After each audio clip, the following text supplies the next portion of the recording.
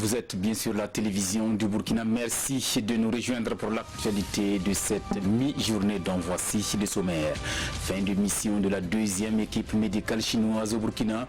Un an durant, les 9 médecins dépêchés au Faso ont apporté assistance aux patients dans divers domaines sanitaires au nom de l'amitié entre Ouagadougou et Pékin. Bilan fort appréciable dressé au cours de la cérémonie d'au revoir hier à la résidence du diplomate chinois. À suivre également à la une, le froid et le vent qui soufflent l'harmattan faisant. Il faut se protéger, la solution par les blues. Nous irons fouiller dans les étals des friperies à Bobo Dioulasso au risque de prendre froid. À l'international, en Libye, Sirte, une ville côtière stratégique jusque-là tenue par le gouvernement d'union nationale, tombe aux mains des forces du maréchal Haftar, contrôlée depuis hier par l'homme fort de l'Est de la Libye. Voilà pour le sommaire. Mesdames et messieurs, bienvenue. Mais avant de développer ces titres, direction l'Assemblée nationale pour cette audience que le chef du Parlement burkinabé a accordé ce matin aux responsables de l'association Zota International, une association qui fête cette année son centenaire et dont les actions en faveur de la femme burkinabé sont expliquées au président Alassane Balassane Kandé. Le point avec Isiaka Ouedraogo et Zubaviel David Dabiré. L'association Zota International a 100 ans d'existence, 100 ans d'engagement sociaux pour le bien-être de la femme burkinabé selon ses premiers responsables. Ce matin, elles sont à l'hémicycle pour présenter la structure et solliciter l'accompagnement des élus nationaux dans la mise en œuvre de leurs actions. Vous savez, le Zota est membre observateur au niveau des Nations Unies et à ce titre, il contribue financièrement au niveau du FINIAC et de l'UNICEF pour des actions. Et justement, au nom de ces actions, on peut compter la lutte contre l'excision au Burkina Faso où le Zota a octroyé près de 400 millions de francs au Burkina Faso. Présentement, le Zota, au travers de ces organisations, finance la lutte de l'âge précoce au Burkina Faso, au Niger, au Tchad, pour ne citer que ces pays. Et également la scolarisation des jeunes filles. Quant à nos clubs, nous avons fait beaucoup d'actions également sur le plan social. On soutient les orphelinats, les femmes au niveau de la prison civile. Et on a créé un dispensaire à Sandougou pour les populations diminuées. À la faveur de ce centenaire, l'association Zota dit avoir conçu un document de plaidoyer pour l'amélioration des conditions de vie des femmes, document qui sera bientôt soumis à l'appréciation du président Balassane Kandé. L'idée étant de susciter une plus grande implication des élus nationaux dans la définition des politiques au profit des femmes. La santé au cœur de la coopération entre le Burkina Faso et la République populaire de Chine. Depuis la reprise des relations bilatérales, des spécialistes chinois acceptent volontiers mettre leur savoir-faire au service du Burkina. La deuxième équipe médicale chinoise est au terme de sa mission, un an après, bilan de son assistance sanitaire dressée hier au cours de la cérémonie d'au revoir. Le point en image avec Oscar Soulama et Beleman Herman Nestor Toué. Un moment à la fois d'adieu et aussi de bienvenue qui se traduit ici par cette cérémonie. Elle marque la fin d'une année de mission accomplie par la deuxième équipe médicale chinoise auprès du peuple burkinabé. C'est une équipe de 9 médecins dont 6 spécialistes mis à la disposition du centre hospitalier universitaire de Tengandogo qui présente le bilan de sa mission au Burkina Faso. Elle cède sa place à une nouvelle équipe de 9 médecins déjà sur place et prête à servir. Ils se sont déplacés à maintes reprises pour aborder leur soutien, leur expertise médicale avec des villageois, avec des gens vulnérables. Et ils ont bien assisté à des grands événements ou bien de grandes actions comme l'action de cataracte, on s'appelle l'action de lumière, comme l'aide humanitaire organisée par le ministère de la Solidarité et de la Femme. Plus de 500 interventions différentes avec plus de 1000 consultations, y compris d'autres actions d'assistance, de quoi mériter la reconnaissance des autorités burkinabées. Le ministre de la Santé, par la voix de son représentant, salue le renforcement de la coopération entre les deux pays. Cette mission médicale qui rentre dans le cadre du renforcement de la diplomatie entre le Burkina et la Chine a été vraiment profitable pour nous, aussi bien sur le plan technique mais aussi bien directement au niveau des populations qui ont pu bénéficier d'une prise en charge de qualité complémentaire venue d'ailleurs. C'est une coopération riche qui mérite d'être maintenue, voire renforcée, et qui mérite même de s'étendre à d'autres domaines.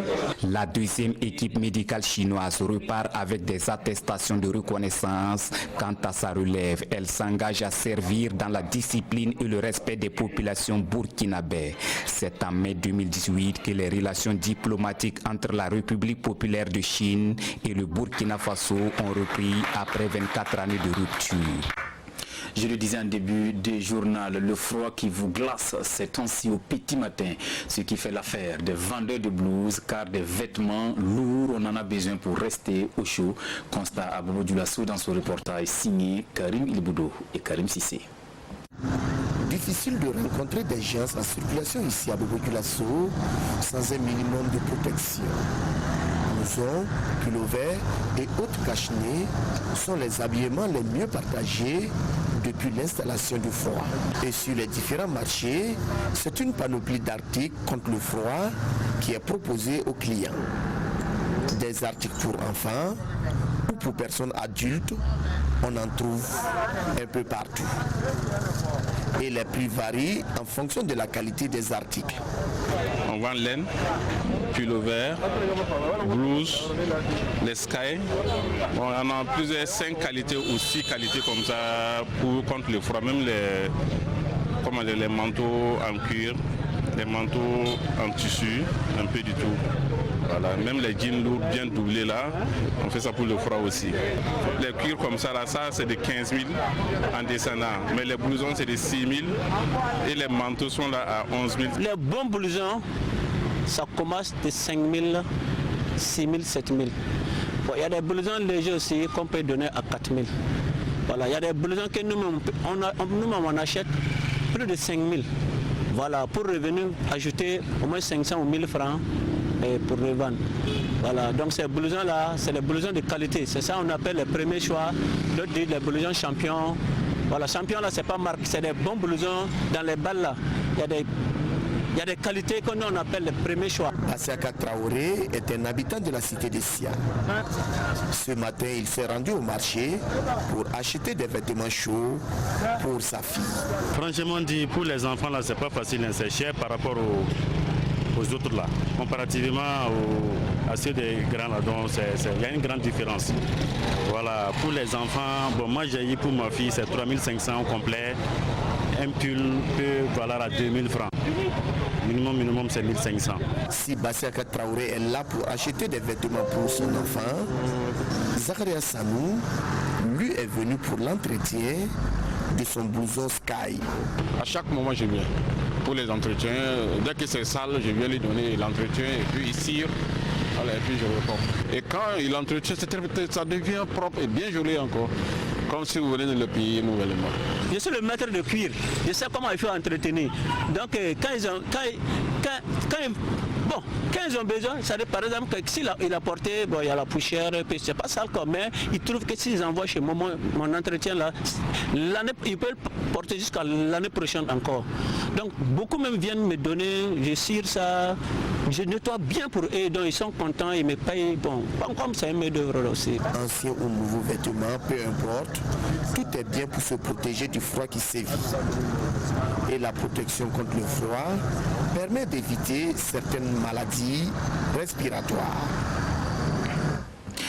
Autre point de l'actualité, des hommes de médias sur les réalisations du département en charge de l'eau et de l'assainissement dans les régions du centre-ouest de la boucle du Mouhoun et des hauts-bassins pour plus de visibilité bien sûr. Escale dans le centre-ouest avec Paul David Bambara et Estelle Judith Assagoba.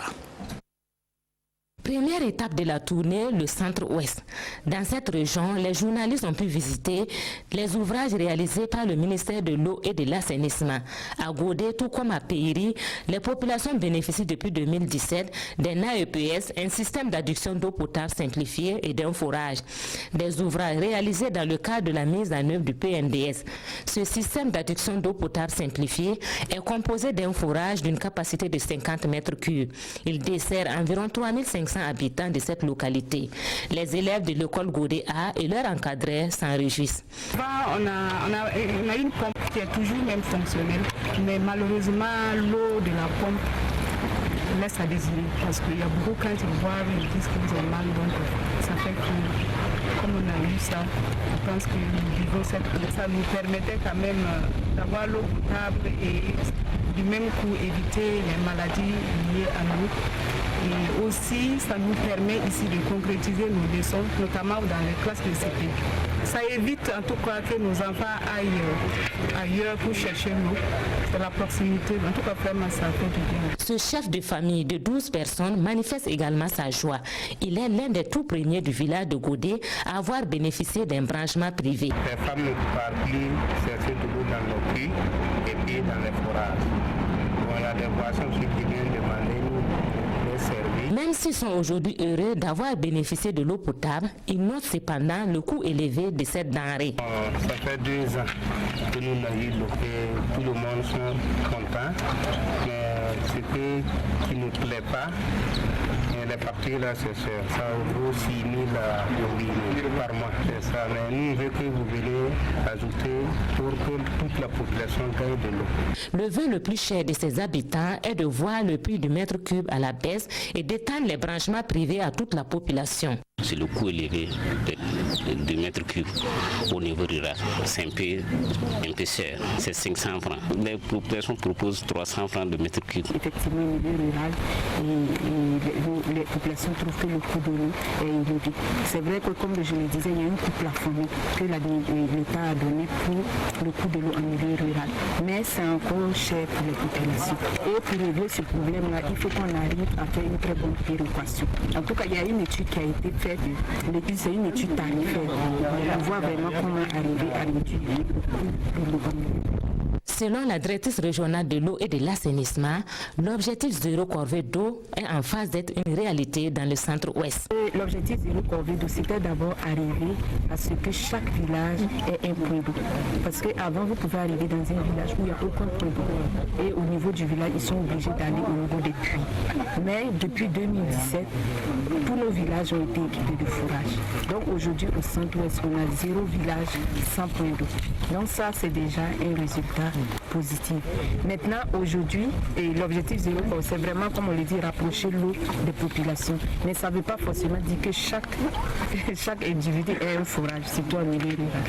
Voilà, donc aujourd'hui, on pense qu'avec le taux d'accès de 70,2%, bon, c'est assez satisfaisant. Mais il y a encore des efforts à faire.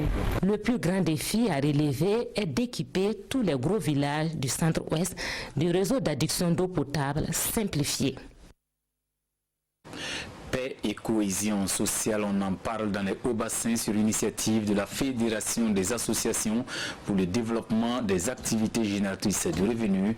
Elle a réuni ses membres le week-end écoulé à Koro pour une assemblée générale axée sur la sécurité, la cohésion sociale, l'extrémisme violent et surtout la collaboration avec les forces de défense et de sécurité. Karim Ilboudou et Ismaël Satené paraît compte rendu.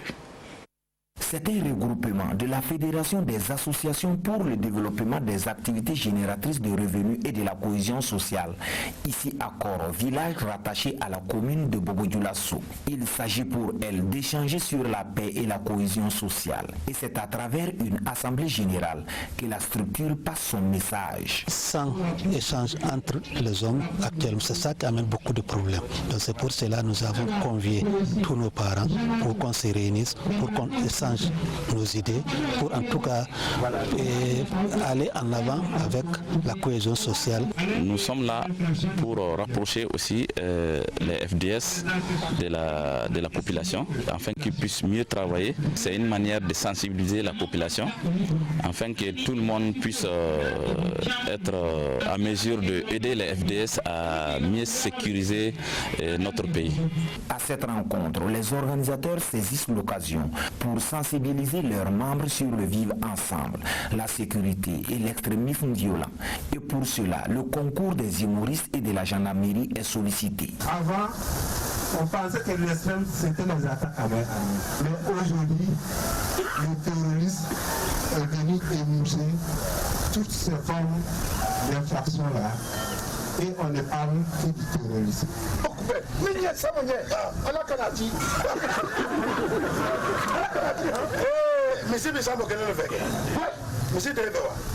La Fédération des associations pour le développement des activités génératrices de revenus et de la cohésion sociale a vu le jour en octobre 2019. Elle regroupe 6 associations de 6 villages situés à quelques encablures de Bobo-Dioulasso. À travers cette activité, la Fédération entend jouer sa partition dans la consolidation de la paix au Burkina Faso. L'actualité internationale nous conduit d'abord en Libye. La ville de Sirte est tombée hier aux mains des forces du maréchal Haftar, ville jadis sous contrôle des forces du gouvernement d'accord national. Regardez. La ville de Sirte, port stratégique de la Libye, est désormais aux mains du maréchal Haftar, l'homme fort de l'Est libyen. Les forces pro-Haftar l'ont annoncé dans un communiqué et sur Twitter. Sirte était jusque-là sous le contrôle du gouvernement d'union nationale reconnu par les Nations Unies. Depuis avril, Khalifa Haftar mène une vaste offensive et avance vers la capitale, Tripoli, où se trouve le siège du gouvernement rival. Une guerre fratricide alimentée par les ingérences étrangères. Si Haftar a notamment le soutien de l'Arabie Saoudite, des Émirats Arabes Unis, de l'Égypte et de la France, le GNA a lui l'appui du Qatar, de l'Italie et de la Turquie.